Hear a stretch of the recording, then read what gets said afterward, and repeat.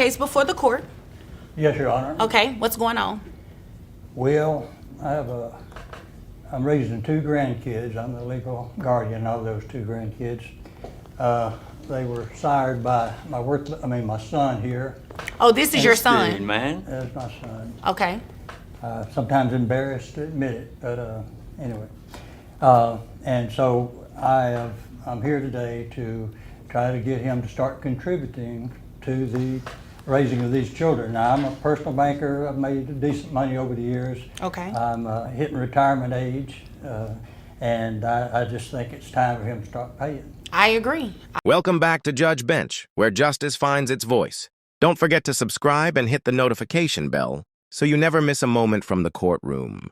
Today, we're reviewing one of the most unforgettable cases from Support. Court with Judge Vonda B., the case of Mr. Griffith, a grandfather who stepped in to raise his two grandchildren when their own parents walked away. What unfolded was more than just a legal dispute.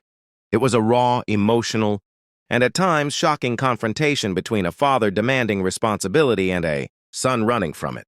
Mr. Griffith opens the case by explaining he is the legal guardian of his two grandchildren, now aged 13 and 15. Their mother disappeared from their lives, and their father, Mr. Griffith's own son, has failed to provide financial support. What makes this case particularly compelling is the emotional weight Mr. Griffith carries.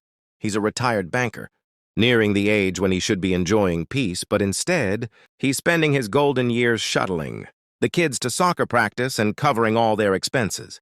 He's not just a grandfather, he's their entire support system.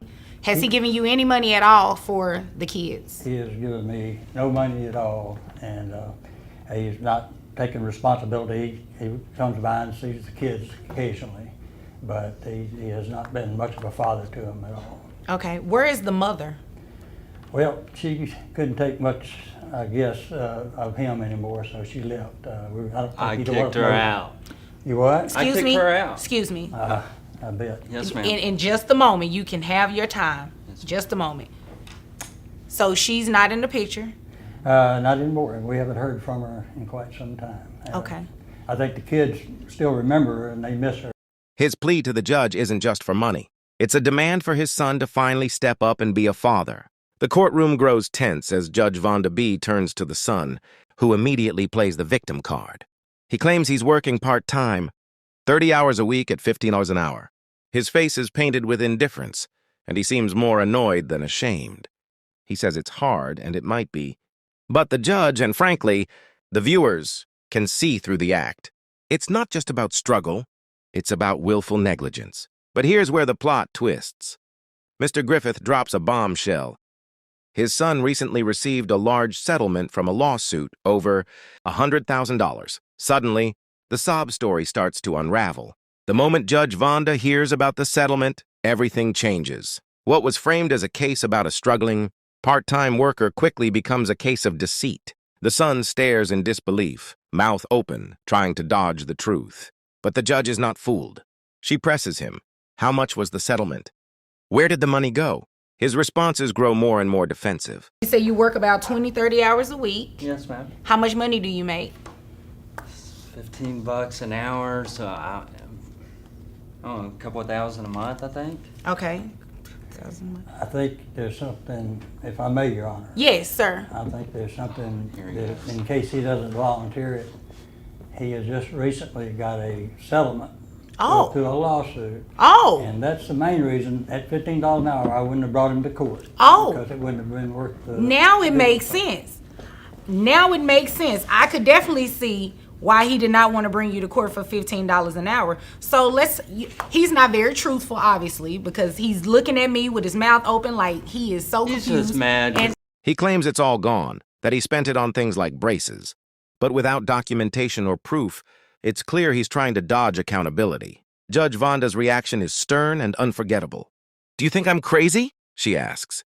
That line alone could echo in any courtroom. She makes it clear this is not a place for jokes or lies. She then calculates the child support obligation based on his settlement income, not his 15-an-hour job. Under Texas law, lump sum settlements like insurance payouts can be used to calculate support. His net income is determined to be over $6,500 a month. The final monthly child support comes out to far more than he ever expected to pay. The judgment includes reimbursement to Mr. Griffith for the children's health insurance as well, and rightfully so. It's not just about dollars and cents. It's about accountability. Mr. Griffith has done the hard work. He's been the parent, the provider, the protector. It's time the biological father becomes more than just a visitor.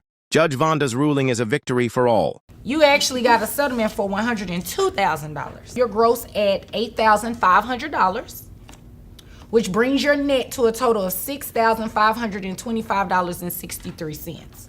Okay? Health insurance. Who pays health insurance? I do, Your Honor. I don't How have much is health insurance? $250 a month. $250. So that would bring your child support before the reimbursement to $1,631.41. Did you need to write it down? $1,631.41 plus $250 would be $1,881.41. Caretakers who step in when others fall short. The father's smirk slowly fades as reality sets in. The courtroom may be a place of law, but in this moment, it's also a place of moral reckoning. Judge Vonda doesn't just issue a ruling, she delivers justice. And that justice reverberates beyond the courtroom. Because in Texas and in many other states, hiding behind a part-time job doesn't shield you from your responsibilities. Settlements, severance pay, savings, mineral rights, all of it can and will be considered when it comes to supporting your children. This case is a powerful reminder that parenting doesn't end with biology. It begins with sacrifice, love, and responsibility. Mr. Griffith's courage to bring his own son to court speaks volumes. He didn't come for revenge. He came for justice for his grandkids, for himself, and perhaps even for his son, who still has a chance to become the man his children need. Thank you for watching Judge Bench, where we uncover the real stories behind the rulings. If you were moved by this case, if you know someone raising children on their own, or if you believe accountability matters, don't just watch, get involved. Comment below, share your thoughts, and tell us your own stories. And most importantly, subscribe to Judge Bench and hit that notification bell. We'll keep bringing you truth, justice, and the raw, unfiltered heart of the courtroom. Until next time, stay fair, stay sharp, and always stay tuned.